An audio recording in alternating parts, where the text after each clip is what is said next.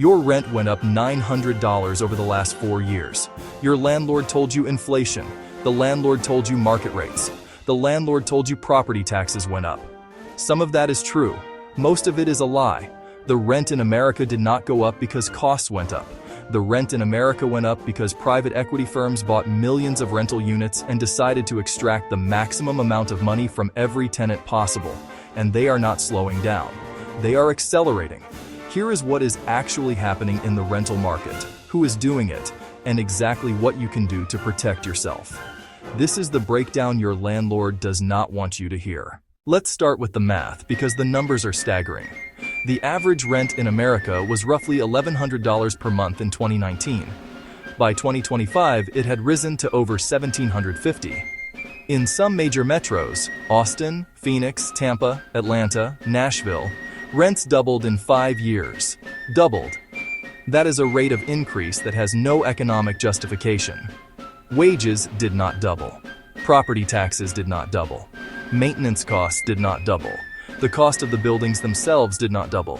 What happened is that the ownership of rental housing fundamentally changed, and most renters have no idea. Here is what happened. Starting around 2012, massive private equity firms, BlackRock, Blackstone, Invitation Homes, American Homes, For Rent, Progress Residential, and dozens of others, began buying up single-family homes and apartment buildings at unprecedented scale. After the 2008 housing crash, millions of homes went into foreclosure. The federal government sold off thousands of these properties in bulk auctions. Private equity firms bought them for cents on the dollar. Blackstone alone spent over $10 billion buying 40,000 homes in just a few years. They turned them into rentals. Other firms followed the same playbook. By 2025, institutional investors, meaning Wall Street firms, owned somewhere between 25 and 30% of single-family rental homes in America. In some metros, it is over 40%. The top 20 largest landlords in America own over 700,000 single-family homes combined. That is not small-time real estate investing. That is market manipulation at a scale that has never existed in American history. Here is what changed once Wall Street took over. Local mom-and-pop landlords want reliable tenants. They want long-term relationships. They want the rent paid on time. They do not necessarily want to squeeze every last dollar out of you because the cost of turnover, finding a new tenant, cleaning the unit, fixing things, the month of lost rent, is high enough that they would rather keep you at a reasonable rate than risk losing you. Private equity firms operate differently. They have algorithms. They have software. One specific software called RealPage YieldStar, now the subject of a major federal antitrust lawsuit, is used by the largest landlords in the country to coordinate rental prices. Think about that for a second. Multiple major landlords who are supposed to be competing against each other are all using the same software that tells them what to charge. If every landlord in a metro raises rent by the same percentage at the same time, it is not competition anymore. It is effectively a cartel, and that is what the Department of Justice has alleged in its lawsuit. Landlords who used this software raised rents an average of 4 to 7% higher than they would have without the algorithm. In a market with 8 million rental units, that translates to billions of dollars extracted from renters every single year. But let me be specific about the tactics these firms use because this is where it gets ugly. Tactic 1. Automatic annual rent increases of 8 to 12% regardless of market conditions. The algorithm says, raise the rent. They raise the rent. They do not evaluate each tenant. They do not consider the actual cost of inflation. They just raise it. Tactic 2. Junk fees on top of rent. Application fees, administrative fees, amenity fees, pest control fees, trash removal fees, package handling fees. These fees often add $200 to $500 per month to your actual housing cost on top of the advertised rent. When you tour an apartment, they quote you one number. When you sign the lease, you discover the real number is 20% higher because of fees that were not disclosed. Tactic 3. Aggressive screening that rejects qualified tenants.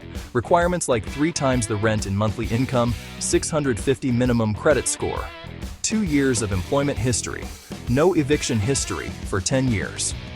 These requirements exclude millions of otherwise qualified renters and limit the pool of people who can legally rent from these companies. Tactic 4. Refusal to negotiate. A local landlord might negotiate on rent, terms, or renewal. Private equity landlords will not. The algorithm sets the price. The property manager has zero authority to negotiate. You either pay what the algorithm says or you move. Tactic 5. Lightning-fast evictions. Private equity landlords file evictions faster and more aggressively than mom-and-pop landlords. They have legal teams on retainer. Missing rent by 5 days can trigger an eviction filing that goes on your record and makes you harder to rent to anywhere else for the next 7 years. So what do you actually do about this? Here are 10 strategies that work in 2026. Strategy 1. Find out who actually owns your building. Go to your county assessor's website. Look up the property address. You will see the legal owner. If it is a Delaware LLC or a REIT or a name with equity or capital or residential in it, you are renting from Wall Street. If it is an individual name or a local property management company, you are renting from a real person. Knowing who you are dealing with changes your negotiation strategy. Strategy 2. If you are renting from a private equity landlord, document everything. Every interaction, every maintenance request, every communication. Screenshot emails. Save text messages. Take photos of issues. These companies run on volume, and they count on tenants not having documentation when disputes arise. Having a paper trail can save you thousands in security deposit disputes, eviction proceedings, and court cases. Strategy 3. Know your state's rent control and rent stabilization laws. California, New York, Oregon, New Jersey, and Washington, D.C. have some form of rent control.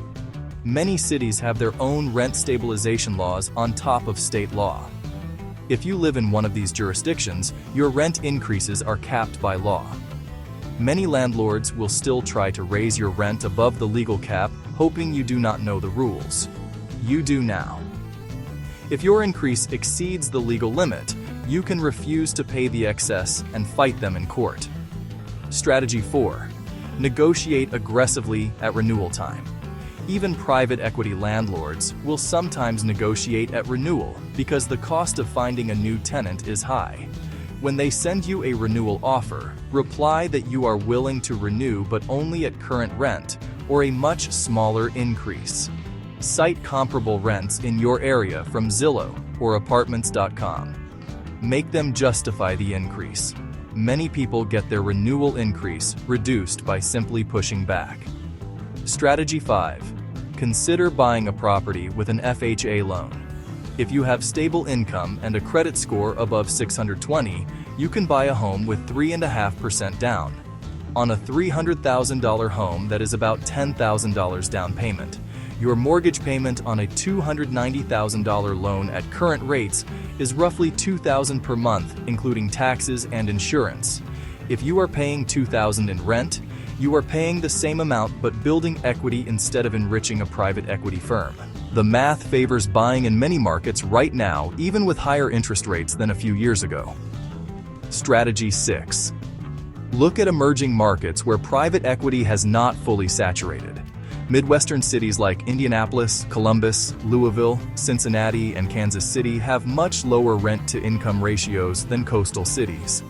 If your job allows remote work or you are willing to relocate, moving to a market where rent is half of what you currently pay is a 5-figure annual raise. Strategy 7. Rent from a local landlord instead of a corporation whenever possible. Local landlords post on Craigslist, Facebook Marketplace, local newspaper classifieds, and small property management company websites. They are harder to find than corporate listings on Zillow and apartments.com, but they are out there. They often rent for 10 to 20% less than corporate landlords for comparable units, and they are far more willing to negotiate. Strategy 8. Use your tenant rights. Every state has tenant rights laws that most renters know nothing about. Right to habitable conditions. Right to timely return of security deposit. Right to privacy. Right to written notice before entry. Many landlords violate these laws routinely because they know tenants will not fight. Google your state tenant rights and read them. When a landlord violates them, you have legal recourse, and in many states, you can sue for damages that include your legal fees. Strategy 9. Organize with other tenants. Tenant unions are growing rapidly. When tenants in a building organize together, they have leverage that individual tenants do not. Collective complaints get addressed faster. Collective pushback on rent increases can work. Collective legal action is much cheaper per person than individual lawsuits. Check if there is a tenant union in your city. If not, start one. Strategy 10. Build the financial foundation to leave. The most powerful thing you can do is have the ability to walk away. Save 3 months of rent in an emergency fund. Keep your credit score above 700. Have 6 months of income saved. The landlord who can raise your rent 10% per year can only do so because you cannot afford to move. When you can afford to move, the power dynamic completely flips. Now they have to keep you happy because you have options. The rental market in America is broken. It is not a free market. It is not a fair market. It is a coordinated extraction operation run by the largest financial firms in the world and enabled by software that lets them coordinate prices without technically colluding. Your landlord is not raising the rent because the cost of the building went up. Your landlord is raising the rent because an algorithm told them how much they could extract from you before you leave. Now you know what is actually happening. Now you know what to do about it. If this opened your eyes to a system that has been quietly operating around you for years, subscribe. Every day there is a new video breaking down the systems that control your money, your health, and your life. The stuff nobody teaches you. Hit subscribe and I will see you tomorrow.